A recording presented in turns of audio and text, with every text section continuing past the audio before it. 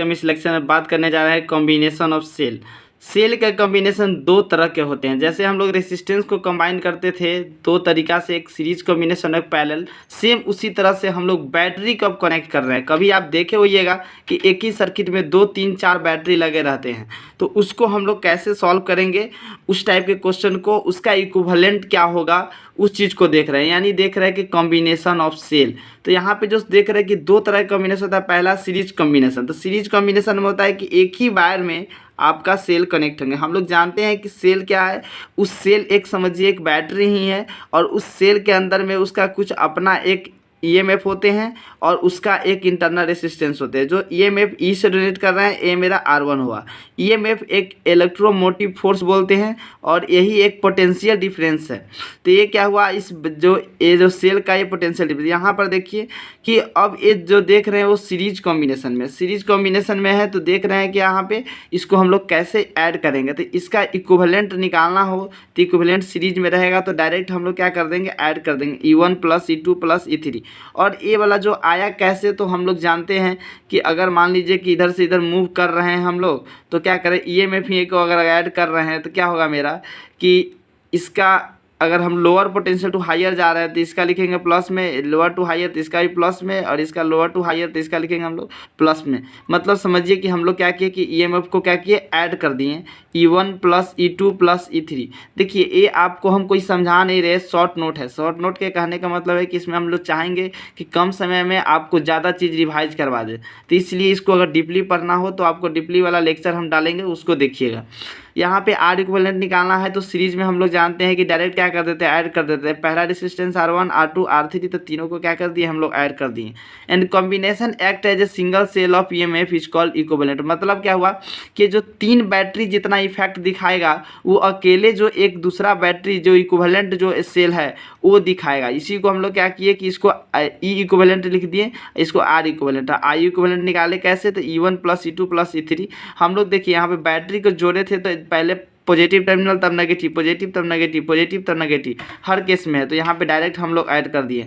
If polarity of the कुछ cell को हम लोग क्या कर दे, रिवर्स कर दे। रिवर्स करना मतलब हम लोग क्या कर दे रहे हैं, कुछ पोलैरिटी उल्टा कर देंगे तो क्या होगा कि देखिए कि अगर जैसे देख रहे हैं कि इसका पॉजिटिव और इसका क्या है दूसरा नेगेटिव टर्मिनल है, फिर पॉजिटिव है नेगेटिव है, पॉजिटिव है नेगेटिव है, लेकिन यहाँ पर देख रहे हैं नेगेटिव है पहले तब पॉजिटिव है, फिर नेगेटिव है तब पॉजिटिव है। तो अगर हम लोग पोलैरिटी को क्या कर दिए, रिवर्स कर दिए यानी उल्टा कर दिए, तो क्या होगा। पहले देख रहे थे सब में क्या था, पहले प्लस था पॉजिटिव। देखिए जो बड़ा वाला जो टर्मिनल होता है इसको प्लस बोलते हैं, छोटा वाला को माइनस। तो पहले प्लस था तब माइनस था, प्लस था तो माइनस था, प्लस था तो माइनस था। लेकिन जब इस केस में हम लोग जब देख रहे हैं तो इस केस में क्या है कि यहाँ पे पहले plus minus plus minus plus minus, लेकिन माइनस तब प्लस। यहाँ पे देख रहे हैं कि दो बैटरी जो लगा है, ईएमएफ जो आपका जो देख रहे हैं दो सेल का जो ईएमएफ है 4 और 5, ये दोनों रिवर्स है, मतलब उल्टा लगा दिया है, रॉन्ग लगा दिया है। तो क्या करेंगे हम लोग कि एक तरफ पॉजिटिव मान लें और जो उल्टा लगाया है उसको हम लोग क्या कर दें, नेगेटिव मान लेंगे। तो देखिए एग्जाम्पल में हम लोग देख रहे हैं कि ये सब देख रहे हैं कि सीधा लगाया है, मतलब E1 + E2 + E3, और यहाँ पे देख रहे हैं कि उल्टा लगा दिया, तो इसको क्या लिए हम लोग E4 प्लस में, E5 माइनस में। मतलब समझिए कि पहला प्लेट का जो पहला जो साइन लिए हम लोग, जो इधर से इंटर किए, तो पहला जो साइन लिए इसका ले रहा है, पहला साइन पॉजिटिव इसका लिए, फिर इसका जा रहा है, तो पहला वाला इसका नेगेटिव है, इसका पहला वाला नेगेटिव, इसलिए हम लोग क्या किए इस तरह से। मतलब समझिए कि जितना सही तरीका से जोड़ा हो उसको प्लस में लेंगे, जैसे रिवर्स कर दिया उल्टा गलत, उसको जो सेल को हम लोग जोड़ दिए हैं तो उसको क्या कर देंगे हम लोग माइनस में ले लेंगे। लेकिन R इक्विवेलेंट में कोई फर्क नहीं पड़ेगा। R इक्विवेलेंट तो हम लोग जानते हैं सीरीज में डायरेक्ट उसको ऐड कर देंगे, R1 + R2 + R3 + R4 + R5। तो इस तरह से हम लोग देखिए कि हम लोग ई इक्विवेलेंट निकालिए, मतलब ईएमएफ निकालिए, मतलब पोटेंशियल डिफरेंस निकालिए।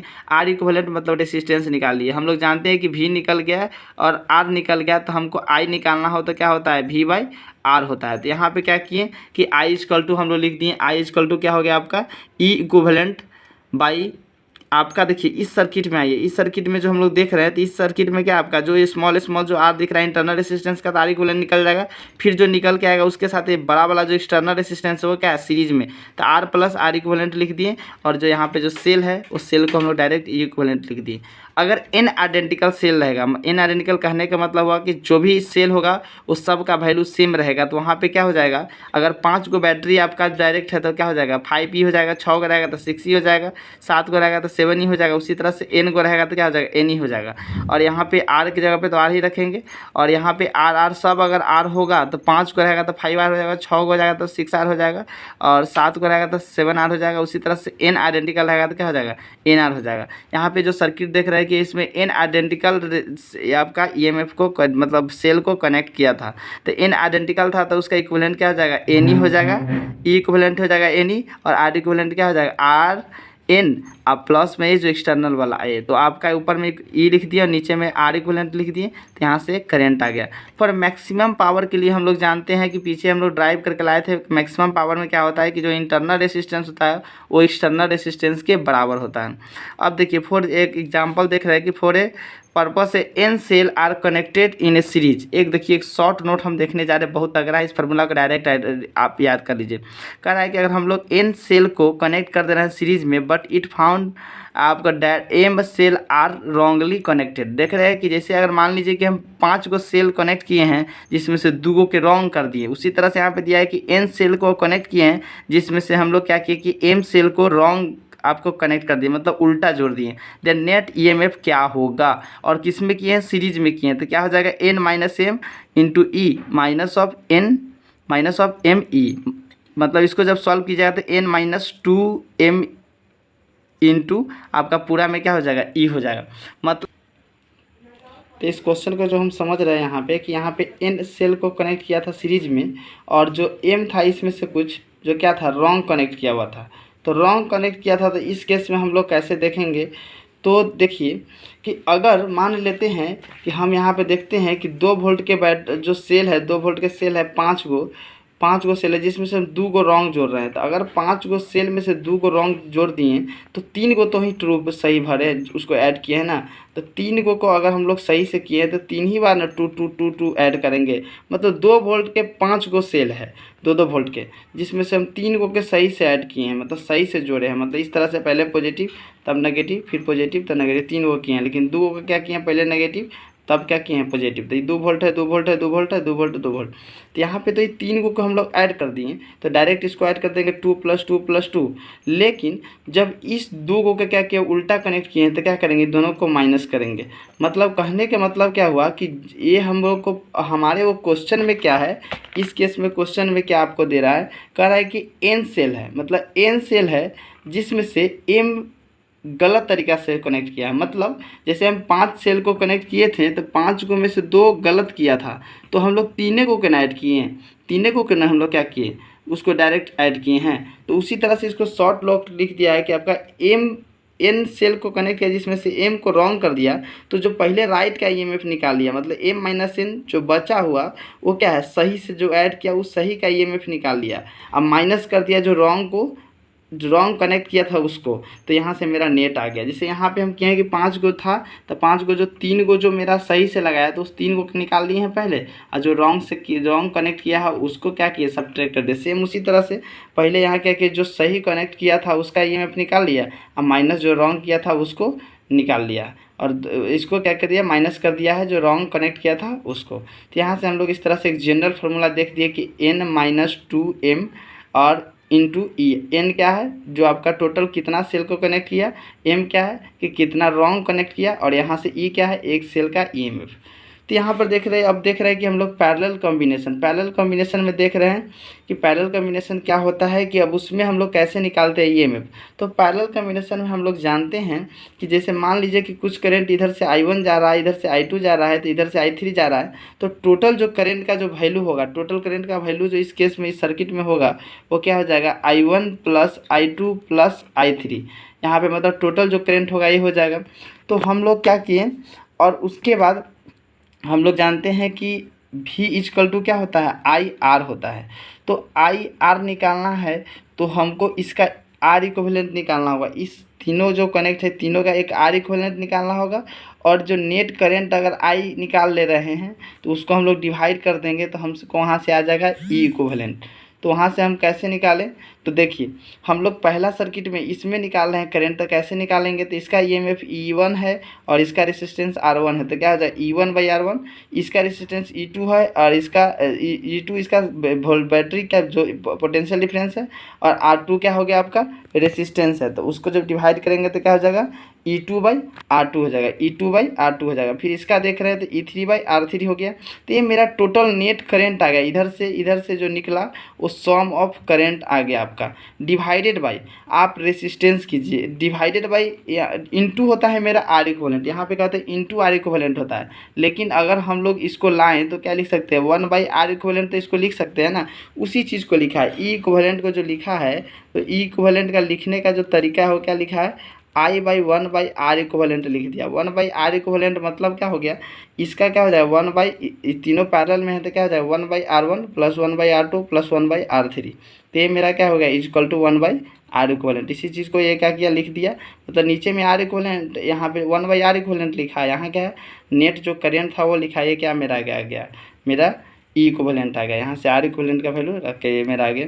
अब इस तरह से हम लोग क्या किए देखिए, अगर दो कनेक्ट रहेगा तो दो के लिए क्या हो जाएगा मेरा E1, जैसे यहाँ पे दो कनेक्ट रहेगा तो दो के लिए क्या कीजिएगा E1 प्लस R1 और E2/R2 divided by 1/R1 plus 1/R2। तो इसको जब सॉल्व कीजिएगा तो मेरा ये रिजल्ट आएगा।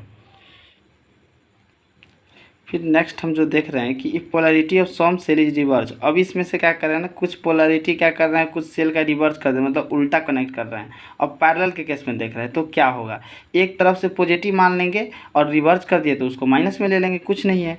अब ये मान लीजिए कि ये प्लस है, ये माइनस आ गया, तो क्या करेंगे, जो प्लस में है उसको E1/प्लस, इसका भी प्लस में तो E2/R2, और इसको कर रहे हैं तो क्या है ये माइनस में है तो क्या लिखेंगे माइनस E3/R3, और इसको क्या लिख दिए माइनस E4/R4। और यहाँ पे क्या किए कि हम लोग क्या किए कि 1/R इक्विवेलेंट का वैल्यू यहाँ पे रख दिए 1/R1 plus 1/R2 plus 1/R3 plus 1/R4, जैसे हम पीछे किए थे। यहाँ पे देखिए ई इक्विवेलेंट को लिख रहे हैं, मतलब ये क्या है वोल्टेज आपका V इक्वल टू क्या होता है Y/R होता है। तो यहाँ पे क्या किए कि I/, हम लोग क्या लिख दिए कि 1/R इक्विवेलेंट लिख दिए, 1/R इक्विवेलेंट, क्योंकि इसको जब सॉल्व करेंगे तो क्या होगा 1 × R इक्विवेलेंट होगा तो ही नहीं EMF होगा। तो इसी चीज़ को लिख दिए हम लोग, तो 1/R इक्विवेलेंट के जगह पे रख दिए, चारों क्या है पैरेलल में है तो 1/R1 plus 1/R2 plus 1/R3 plus 1/R4 हो गया। और ये जो सेल है वो देख रहे हैं कि हम लोग सेल के इसमें करंट था वो निकाल लिए, इसमें करंट था वो निकाले, इसमें करंट था वो निकाले, इसमें करंट था वो निकाले, चारों को ऐड कर दिए। तो ये जो पोलैरिटी उल्टा था इसलिए माइनस में ले लिए, तो ये मेरा निकल गया पैरेलल में। अब हम लोग देख रहे हैं कि यदि सभी सेल का EMF और इंटरनल रेसिस्टेंस सेम हो, मतलब सभी जो ई हो और ये सब आर हो, तो उस केस में क्या होगा, इसका जो EMF जो बन के आएगा ई हो जाएगा और जो रेसिस्टेंस क्या हो जाएगा R/N। हम लोग जानते हैं कि N identical resistance connected in parallel, और प्रत्येक का वैल्यू अगर R है तो उसका क्या हो जाएगा R इक्विवेलेंट R/N होता है पैरेलल में। तो ये हो गया, और E इक्विवेलेंट ई हो गया और R इक्विवेलेंट का R/N हो गया। यहाँ से जो भी आपको करना होगा आप लोग सॉल्व कर सकते हैं। हम लोग यहाँ पर देखिए कि ये इस यहाँ पे किया तो क्या किया कि एक पोलैरिटी प्लस में है एक माइनस में है, तो क्या किया इसको ऐड किया तो इक्विवेलेंट क्या हो गया 0 हो गया। ये दोनों प्लस में है तब पर भी क्या होगा आपका इक्विवेलेंट ही होगा, लेकिन यहाँ पे आपका इस तरह से जो भी है आप लोग देख सकते हैं इसको। चलिए ठीक है, हम इसी तरह से डालेंगे। देखिए हम अभी जो देख रहे हैं कि अभी किसी कारणवश हम कहीं और निकले हुए हैं, जिसके कारण हम क्या कर रहे हैं आपको पेज पे ही पढ़ा रहे हैं, व्हाइट बोर्ड पे अभी नहीं पढ़ा पा रहे हैं। तो इसलिए है कि थोड़ा सा आप लोग कोशिश कीजिए कि आप इसे समझने की अगर दिक्कत हो तो आप लोग क्या कीजिएगा कमेंट में कुछ कीजिएगा, हम आपको ज़रूर रिप्लाई देंगे। ऐसे शॉर्ट नोट था ये, कोई आपको हम लेक्चर